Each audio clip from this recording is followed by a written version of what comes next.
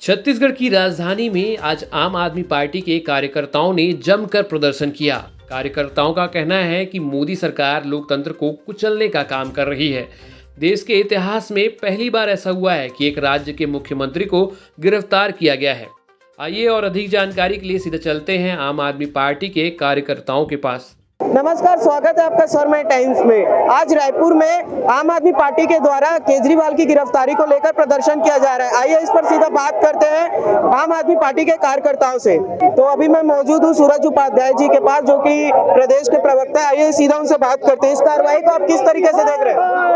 कल की गिरफ्तारी भारतीय लोकतंत्र में काला दिन के रूप में याद किया जाएगा। कोर्ट द्वारा 22 अप्रैल तक का समय दिया गया, लेकिन पीएमओ द्वारा स्क्रिप्टेड ईडी जाके उनको आनन फानन में गिरफ्तार करती है। उसके पीछे सबसे बड़ा कारण है लोकसभा 2024 का चुनाव। मोदी जी बहुत बुरी तरीके से हार रहे हैं और उस बौखलाहट के तहत अगर मोदी जी के खिलाफ देश में कोई सबसे बड़ा चेहरा है तो उस चेहरे का नाम अरविंद केजरीवाल है।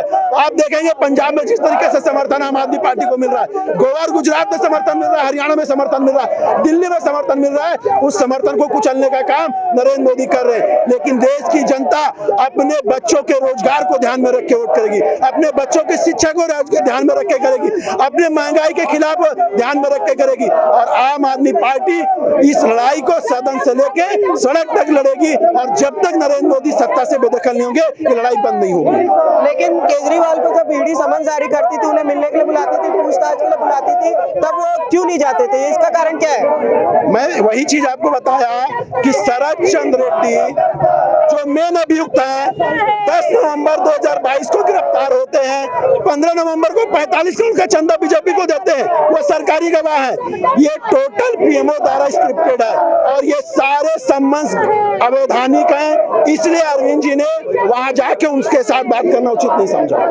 आइए और कार्यकर्ताओं से बात करते हैं। यहाँ पास मेरे साथ मौजूद है विजय झा जी। आइए इनसे बात करते हैं। विजय झा जी, आप बताइए, आपको क्या लगता है, क्या ये लोकतंत्र की हत्या है या फिर कार्रवाई है? निश्चित रूप से लोकतंत्र की हत्या है। नरेंद्र मोदी अपने विरोधियों को या तो पैसा दे करके दबाव डाल करके भाजपा में शामिल कराना चाहते हैं और भाजपा के पास ऐसा वॉशिंग मशीन है कि जब तक विपक्ष में है वो भ्रष्ट है, बेईमान है, और जैसे ही भाजपा में आ गया रातों रातों साफ होकर के न केवल ईमानदार बनता है बल्कि कभी राज्यपाल बन रहे हैं, कभी राज्यसभा सदस्य बन रहे हैं, कभी लोकसभा विधानसभा की टिकट मिल रही है।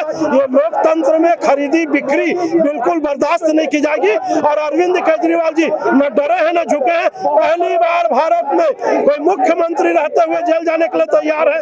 ईडी के नोटिस को अवैधानिक होने के कारण 10-10 नोटिस को इंकार करने वाला यदि कोई व्यक्ति है तो संघर्षशील अरविंद केजरीवाल है। आपको बता दूं, श्रीमती इंदिरा गांधी ने आपातकाल लगाकर ऐसे ही अपने विरोधियों को जेल भेजा था। कांग्रेस और इंदिरा गांधी का क्या हाल हुआ था। और केजरीवाल जी जेल में रह के चुनाव लड़ेंगे। आपको याद दिला दूं, 1977 में जॉर्ज फर्नांडिस जी जेल में बंद थे।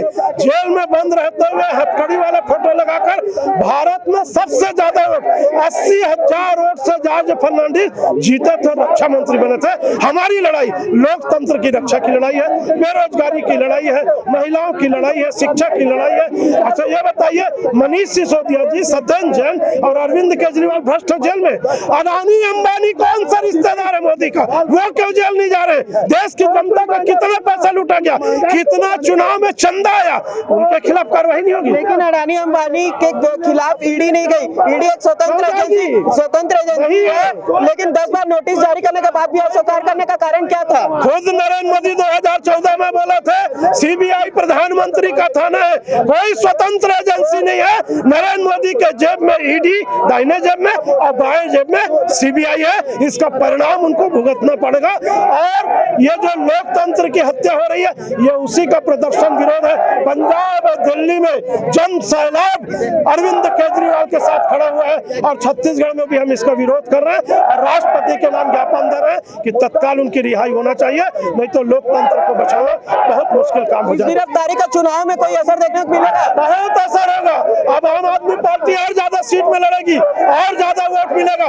जनता जान रही है देश के करोड़ों रुपए लूटने वाला अडानी अंबानी के खिलाफ कोई कार्रवाई नहीं हो रहा, अरविंद केजरीवाल के खिलाफ कार्रवाई हो रहा है। वो ईमानदार है, हमारे नेता ईमानदार है, इसलिए जेल जाने से नहीं डर रहे हैं। हमको न्यायपालिका पर विश्वास है। सुप्रीम कोर्ट में हमारी याचिका लगी है। निश्चित रूप से ये भारत का संविधान है और ये भारत का कानून है, इसीलिए अंबेडकर जी के पुतला के सामने, प्रतिमा के सामने हम प्रदर्शन करके भारत के संविधान की रक्षा और लोकतंत्र की रक्षा के लिए नारेबाजी प्रदर्शन कर रहे हैं।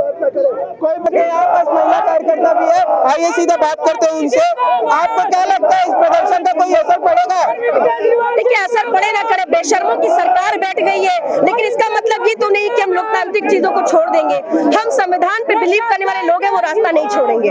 हम गांधी जी को मानने वाले लोग हैं, हम बाबा साहब अम्बेडकर को मानने वाले लोग हैं, हम भगत सिंह को मानने वाले लोग हैं, हम वो रास्ते नहीं छोड़ेंगे। तो हम तो लड़ाई लड़ेंगे, बाकी जनता देख रही है, जनता तय करेगी। अगर अभी इस प्रदर्शन के बाद भी कोई असर नहीं हुआ तो अगला कदम क्या होगा? देखिए, समय आज कल जो भी घटनाक्रम हुआ आपने देखा, इमीडिएटली यहाँ पर हमने कॉल दिया है। पूरे देश में आज प्रदर्शन हो रहे हैं, लोगों का गुस्सा निकल के आ रहा है। ना सिर्फ आम आदमी पार्टी का कार्यकर्ता बल्कि आम जनता के अंदर गुस्सा है, और आम जनता वहाँ देख रही है कि क्या हो रहा है। तो आम जनता को भी हम कॉल दे रहे हैं कि वो भी अगला एक बड़ा प्रदर्शन हम करेंगे, जिसमें वो भी यहाँ पर शामिल होंगे। तो अभी आपने देखा कि किस तरीके से यहाँ पर आम आदमी पार्टी के कार्यकर्ता प्रदर्शन कर रहे हैं, जिनका कहना है कि जनता सब कुछ देख रही है और आने वाले चुनाव में भाजपा बुरी तरीके से हारने वाली है। ऐसी ही खबरों के लिए बने रहिए हमारे साथ। कैमरामैन अरुण जंगेल के साथ मैं राघवेंद्र पांडे, स्वरमय टाइम्स रायपुर।